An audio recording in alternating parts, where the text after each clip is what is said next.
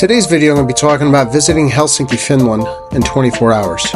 Why 24 hours? Well, because I'm using Helsinki as a pit stop before I head to the Arctic Circle and Rovaniemi, which is the northern part of Finland and Lapland. So I figured for people who are interested in wanting to know what there is to do in Helsinki, I'd do a video on some of the things you can do. I went in the second week of March, which is still cold, but no worse than New York temperatures, which is in the high 20s at night and the low 30s during the day. I left at Newark Airport in New Jersey and had a layover in Stockholm, Sweden. And then after that, I had a quick 60-minute flight from Stockholm to Helsinki. And before you knew it, I was getting my dinner here on the flight, and the lights were off pretty quickly. And I was able to get a little bit of rest, but I was pretty excited to visit Helsinki and what exactly the city had for me to see and to get some awesome drone photos. Once I got into Stockholm, I really should have appreciated the sunlight because it was the last sunlight I would actually see for the next 24 hours. Stopped at a 7-Eleven, had an awesome pastry, and then that super short flight from Stockholm to Helsinki was a very, very, very small 4-seater across plane.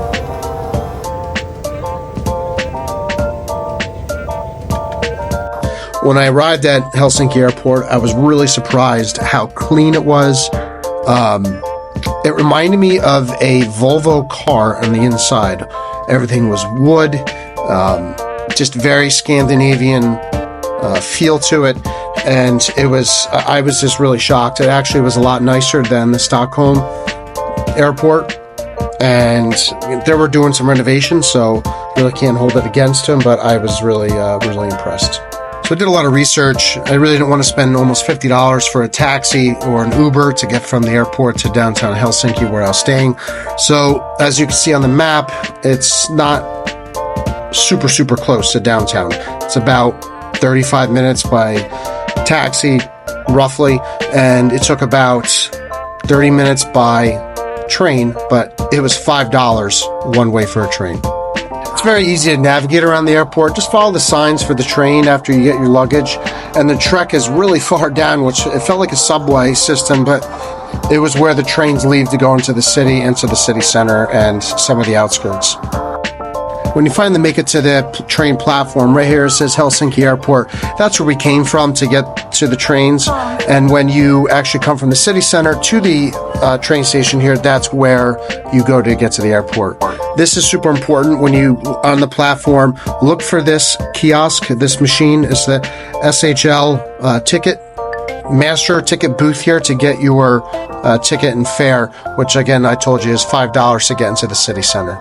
So right here's the platform. Right here, that's the final destination in Finnish for Helsinki, and the trains are very on time. And they run very frequently. I think they run between every 10 to 15 minutes. Just make sure you have your ticket handy on you. Don't risk it and try to get on the train. It's only $5. If you get caught by a conductor, it's a €50 fine. I didn't get checked at all. No one were checking tickets, so just be mindful. Right here's a screen of all the different stops. Like I said, it takes about 35 minutes from the airport to the downtown city center. And it tells you the speed, which is pretty cool, and it's very prompt. The inside of the train was very, very clean, very neat, and it was a really nice, enjoyable experience on my way to the Grand Central Station. So I wanted to show you this map real quick of what Helsinki in a whole looks like. So when I arrived at the Grand Central Station here in Helsinki, I walked out of the main entrance, and my hotel is right there within a 3-minute walk. And that's why I really recommend this Scandic Grand Central Hotel, because it's central and it's next to a lot of attractions. It was probably about a 10-minute walk for me to the Helsinki Cathedral, and about another 5-minute walk after that to the inner harbor. And from when you're in the inner harbor, you'll see the Embarking Church, Cathedral, the Sky Wheel, there's a public sauna, and there's the famous, of course, Old Market Hall, which I'm going to cover in a minute. And you'll see some massive cruise ships, but I guess you can call them cruise ships. But they're ferries that go to Tallinn, which I'll also do another video on another time. Be mindful, just because you see the ferries here does not mean that that's where they take off at. They actually will leave at Terminal 2, which is in the other part of the city. So be aware. Just make sure you give yourself enough time to get to Terminal 2 It's not a massive city, especially me coming from New York. So just give yourself enough time to get there, and my Uber driver was about $6 or $7. So like I said, the very first stop I went to when I checked into my hotel was the Helsinki Cathedral right in Center Square, which is the most photographed and the busiest and top attraction in all of Helsinki. A little fun fact, this cathedral was originally built as a tribute to the Grand Duke Nicholas I, who was the Tsar of Russia from 1830 to 1852. It was first known among the locals as St. Nicholas's Church, and eventually was dubbed Helsinki Cathedral after the independence of Finland from Russia in 1917. So I was able to set up shop at a nice little area location that was safe, got my drone out, my camera, and I was able to take some awesome shots.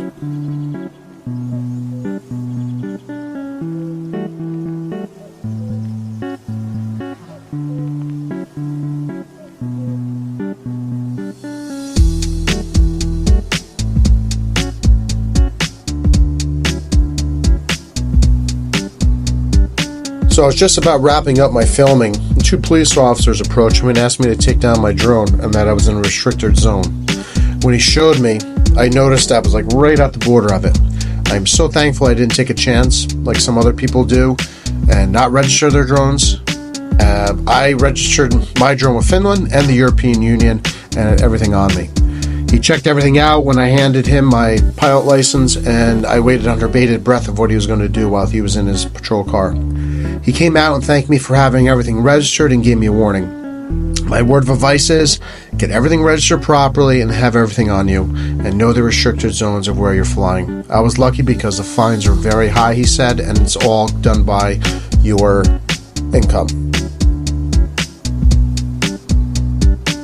When I walked inside, I was really surprised of how minimalistic the cathedral was. It was not decadent like other cathedrals I've been in, with tons of gold, jewelry, jewels. It was just really nice to see and to take in all the sights.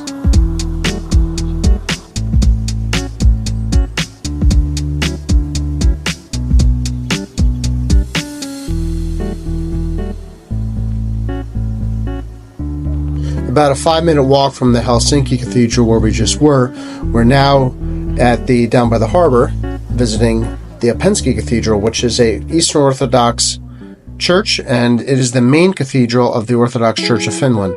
It's considered to have formed around 1827, and with the construction of the Holy Trinity Church, we were in need of a larger church than before for a growing Orthodox parish.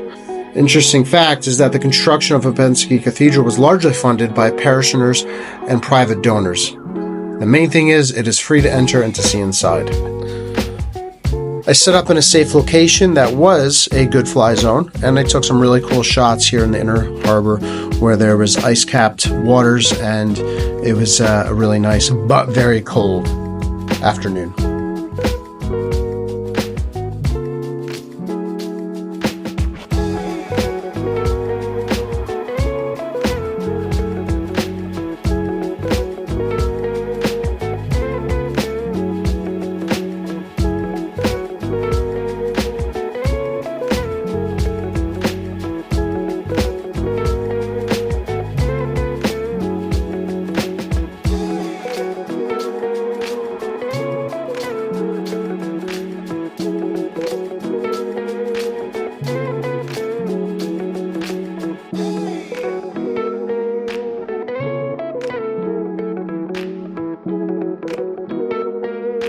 And thirdly, since I'm only here for 24 hours, I was told I have to visit the Old Market Hall. It is the oldest market in Helsinki, and it is located in Helsinki Market Square, and it has become a huge popular tourist attraction.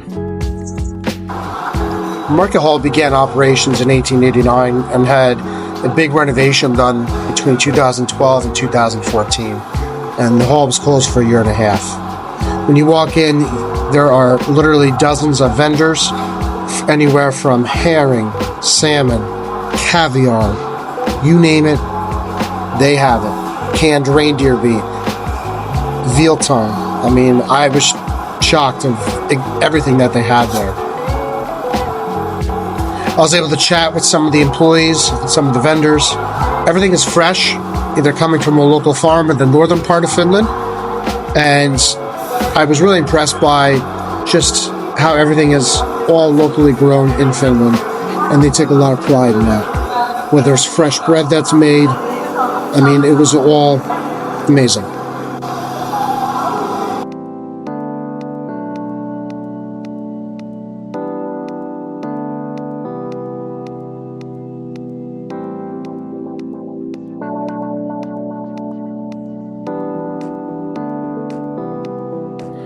I looked out because the day I went, they had truffle tasting, and on top of that, they had caviar tasting for 10 euros, and I tried caviar for the very first time.